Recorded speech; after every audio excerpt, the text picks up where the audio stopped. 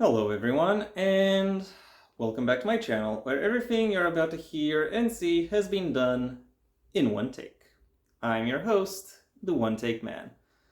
For today's video, or this week's video, this week's, whatever, I thought I would go back to the topic of this month, which is talking about TV shows or TV show concepts that have been brewing in my head for a while, at least a few years.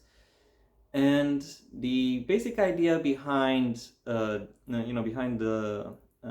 series I'll be talking about in this video is, as the title will have already given away, Paranormal Detective Show.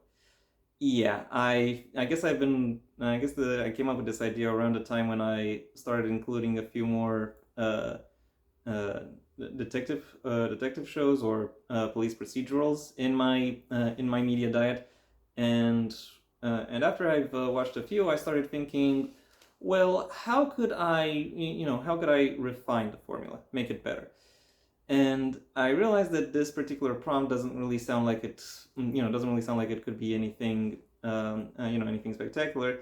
And in fact, I'm pretty sure it's already been done. Like having one or more people within a police investigation team with some kind of supernatural ability, who would then utilize that supernatural ability in order to solve cases. That's already been done. That's not necessarily something that will that would still have traction in today's Hollywood. So how would I add a little bit of variance to this idea? And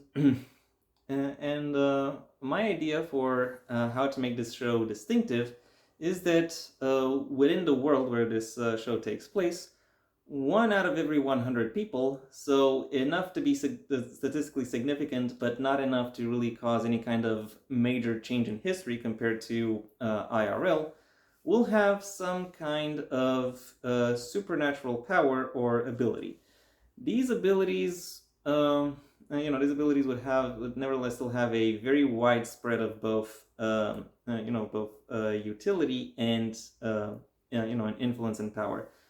And I therefore imagine that some would be would be potentially unremarkable, such as having X-ray vision, or could be outright burdensome, such as seeing only in X-ray vision. But there would still be a large enough spread of abilities that have greater use values, or even destructive potential. These people with these abilities would be discriminated against, because of course they would, which in turn means that even in a modern setting where even if a lot of activism will have already taken place to make sure they still have some civil rights, they still can't really rely on any of the typical associations or organizations that regular people would rely on, at least to some degree, in order to cover their necessities. And it is for that reason that they would try to create their own alternatives. And it is one of these distinctive alternatives that this show would be following a team of detectives or of investigators who who pursue topics or issues or cases that are related to the supernatural community. It is to some extent neo-noir X-Men, except instead of the main cast consisting of students or teachers at a school for minorities, um, the show would instead follow a team of private investigators with a specific niche. And just because of the fact that I've said private investigators, I'm sure that left a little bit of a sour taste in some people's mouths, because they associate being a private investigator with basically being a licensed stalker. And while I recognize that is a potential peril of being of being involved with this kind of person, I nevertheless think it is worth it to explore that to explore that particular aspect of um, that particular aspect of the setting, especially when you consider especially when you consider how private investigators intersect both with their clients and with the law more broadly. For those of you who have been wondering why is it that that one in every 100 people has powers in this world, well, the best answer I can provide you with is God. Yeah, God exists in this world, and in the most obvious or overt way within which they manifest within it is to give one in every 100 one person out of 100 uh, strange powers. Just happens. And yeah, that is basically it when it comes to the broad strokes of the setting. It's time I started talking about the main cast. I'll start this presentation with the actual leader of the team, and the only one who, at least in the beginning of the series, would have actual experience as an investigator, Lena. Lena's power is that things are more likely to go her way than turn against her whenever she's involved with any kind of situation. Note here that more likely doesn't mean that everything automatically works in her favor. She still has to put in the effort in order to fully tip the scales towards her victory, and she can still go for some cases, and she can still inquire a variety of physical or mental drawbacks. And in fact, I imagine that it would be one very particular close call that would cause her to reevaluate her activity as a private investigator, and decide that she is and decide that she wants to get a team around her, either to help her with her investigation or to serve as muscle, basically. And who would end up supporting her? Well, the first member of her new team would be Tom. And Tom starting out is my self-insert because obviously, or okay, not obviously, but somehow whenever I come up with something, I have to include some kind of self-insert.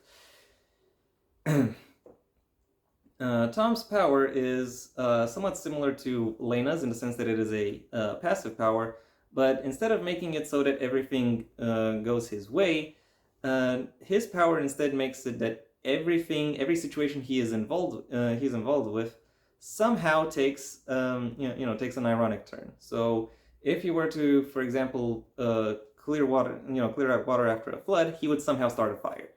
That's not his intention. That is simply the way in which his power twists the environment around him. To that end, he has kind of adopted a somewhat passive, detached, or dismissive attitude. He has come to terms with the fact that he's basically a passenger in his own life, and and is just observing whatever chaos unfolds around him. I think that tells a lot about the fact that this is who I decided to make myself insert. Anyway, moving ahead, we have the next member of this team, Terrence, a black man whose ability is that he can use any kind of machine or tool or weapon with the average proficiency of someone who has been trained to use it. So if he sees an EKG for the first time, he immediately realizes what it is that he actually does, what it is that it actually does, and how it is that he can manipulate it. Or if he gets a defibrillator in his hands, he'll immediately know, oh, this is what it does. This is how I can make sure to do it.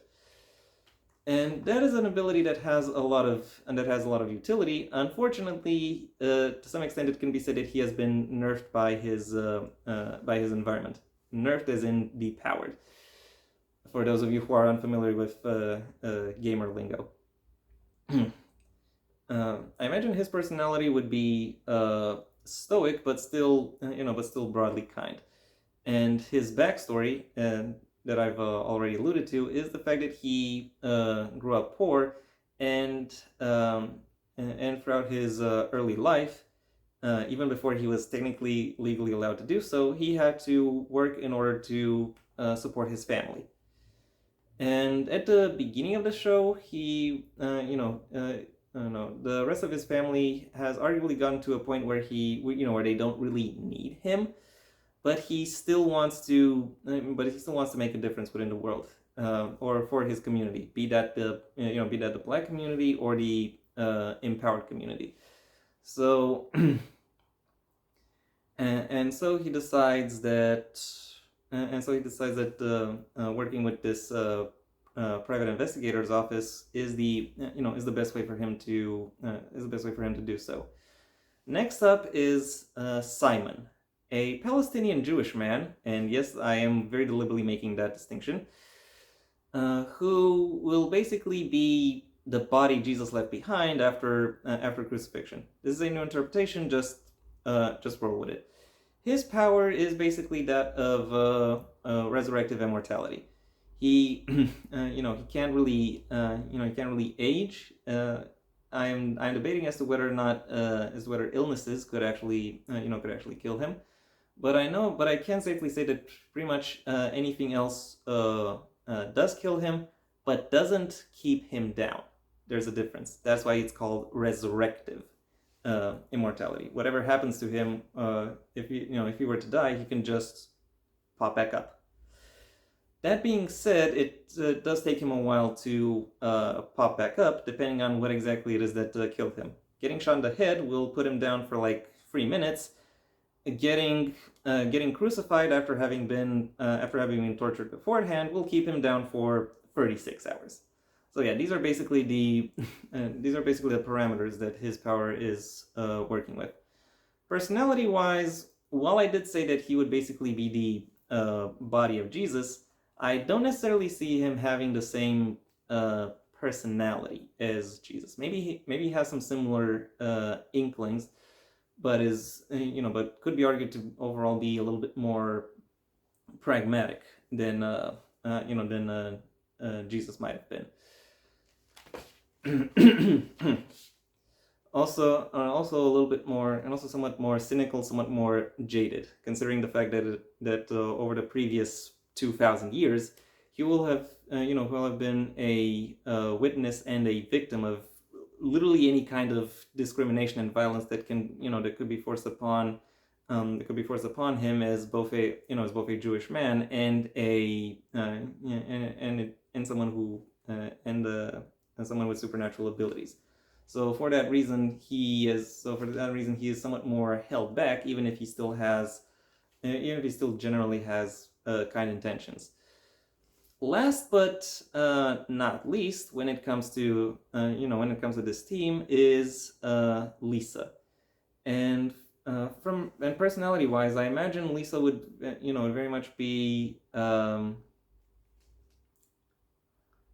would kind of be the Marjorie Tyrell of this team, as in she would try to establish connections and befriend basically everyone within the team, because she recognizes that is the best way to get her, to get them all to cooperate with her, and she does so by being an active listener, and by doing or providing whatever it is that they would need her to be.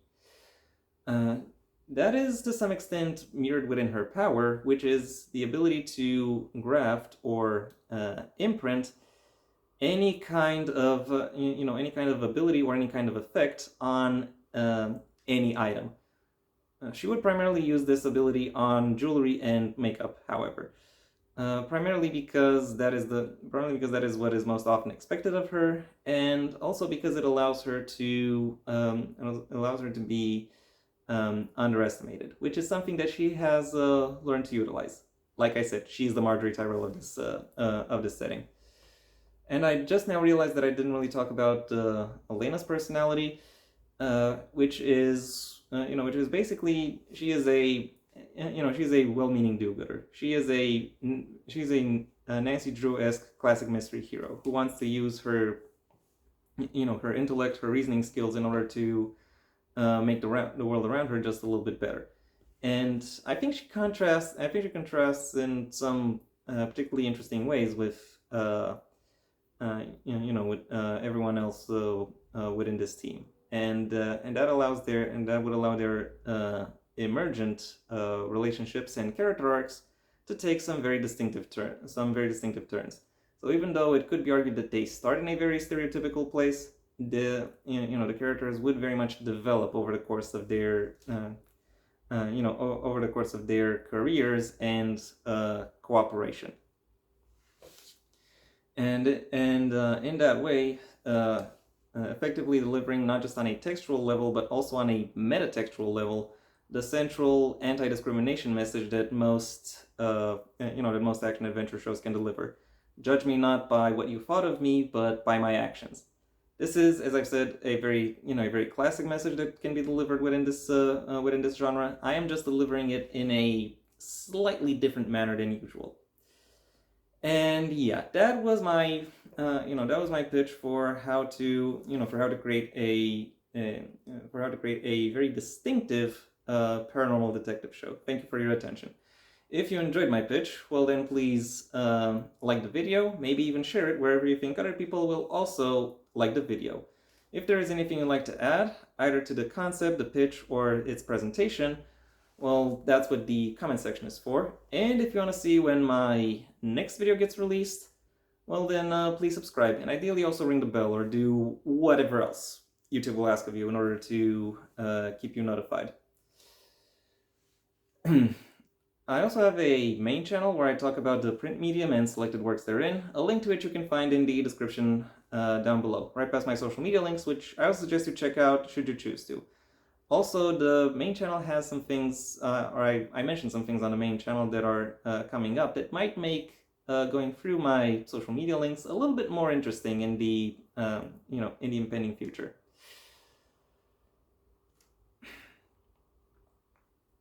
If, however, you are not particularly interested in my thoughts on the print medium or anything that is released within it, well then I suggest you stay on this channel and go for my extensive backlog, where aside from TV series or occasionally movie pitches, I also do reviews or retrospectives of TV series and movies, and also a variety of other kinds of content, depending on what I feel like. If that doesn't interest you either, then I suggest you go ahead and do whatever you want the rest of your day, because it is your day after all. And yeah, that was pretty much everything I had. So until next time, I have been the One Take Man.